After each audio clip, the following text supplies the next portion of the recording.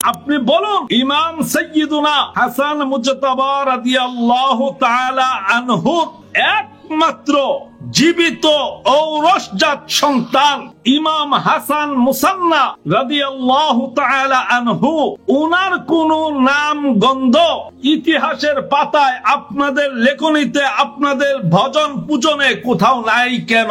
আপনারা না আহলে বাইতের খুব প্রেমিক? আপনারা না আহলে বাইতকে জান দিয়ে ভালোবাসেন?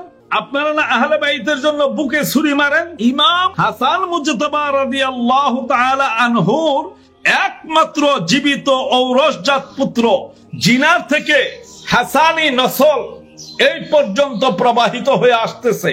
সেই ইমাম হাসান মুসান্না রাদিয়াল্লাহু তাআলা আনহুর নাম একবারের জন্যও আপনাদের জবানে নাই, লেখনীতে নাই, আপনাদের চিন্তা চেতনাতে নাই কেন? যাই হোক, উনি বিষয়টা হাসানে মুসান্না সম্পর্কে বলেছেন, যিনি নিশ্চিতভাবে একজন আল্লাহর ওলি ছিলেন। ইমামে হাসানে মুজতাবা আলাইহিস সালাতু ওয়াস সালামের সন্তান এবং ইমামে হাসানে মুজতাবা আলাইহিস সালাতু ওয়াস সালামের শাবি থাকার কারণে, অর্থাৎ দেখতেও ইমামে হাসানে মুজতাবা আলাইহিস সালাতু ওয়াস সালামের মতন ছিলেন বলে ওনাকে হাসানে মুসান্না বলা হয়। যিনি 37 হিজরিতে জন্মগ্রহণ করেন এবং যখন তিনি বড় হন, মওলায়ে মুত্তাকিয়ান তার খেলাফত আমলে ওনাকে সাদাকাত ও মওকুফাতের দায়িত্ব দিয়েছিলেন। অর্থাৎ যতগুলা সাদাকাত একত্রিত করা হতো এবং ওকুফাত গুলা যে ছিল তার দায়িত্ব কিন্তু ওনাকে দিয়েছিলেন। এতই মওলায়ে মুত্তাকিয়ানের কাছে হাসানে মুসান্না বিশ্বাস্ত ছিলেন। এবং এটাও জেনে রাখা দরকার যে ইমামে হুসাইন আলাইহিস সালাতু ওয়াস সালামের কন্যা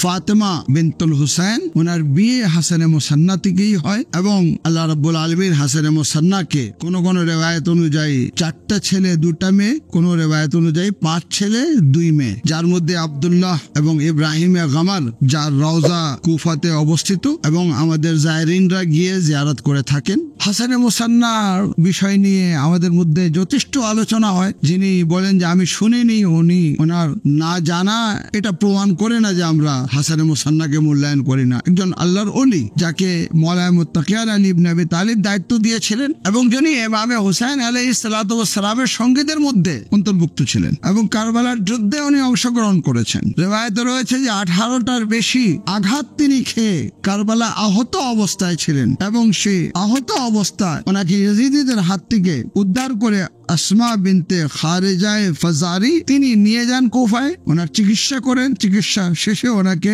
আবার মদিনায় পাঠিয়ে দেওয়া হয় এবং তিনি মদিনায় ইমামে জাইনুল আবদিন আলাইহিস সালাতু ওয়াস সালামকে অনুগত করতেন, ওনাকে নিজের যুগের ইমাম হিসাবে গ্রহণ করেছিলেন, ওনার সাথে পরামর্শ করতেন, যেটা আব্দুল মালিক বিন মারওয়ান সহ্য করতে পারেনি। ওনাকে বিষ দিয়ে হত্যা করে তিনি মদিনায় শাহাদাত বরণ করেন এবং জান্নাতুল বাকিতে ওনাকে দাফন করা হয়। হাসানে মুসান্নাকে নিয়ে যে ইখতিলাফ রয়েছে সেটা হচ্ছে এটা যে হৌসি জায়দি ফিরকা যেটা রয়েছে, যেটা ইয়ামানে, তারা ওনাকে ইমাম হিসাবে দাবি করেছেন, কিন্তু উনি নিজে কোনোদিন ইমাম হিসাবে দাবি করেননি। যার প্রমাণ আমাদের অনেক বড় একজন মুহাদ্দিস শেখে মুফিদ আলাইহির রহমা, তিনি তার কিতাব ইরশাদ ফি মারিফাহ, সেই কিতাবে 2য় খণ্ডে 26 নম্বর পৃষ্ঠায় তিনি এই বিষয়টা উল্লেখ করেছেন যে হাসানে মুসান্না কখনোই কিন্তু ইমামতের দাবি করেননি। আমাদের এখানে হাসানে মুসান্নাকে কেন্দ্র করে কয়েকটি বই লেখা রয়েছে, যার মধ্যে মুশজারুল ওয়াফি আয়াতুল্লাহ সৈয়দ হাসানে মুসাবি তিনি লিখেছেন। 2য় কিতাব কায়ামগারে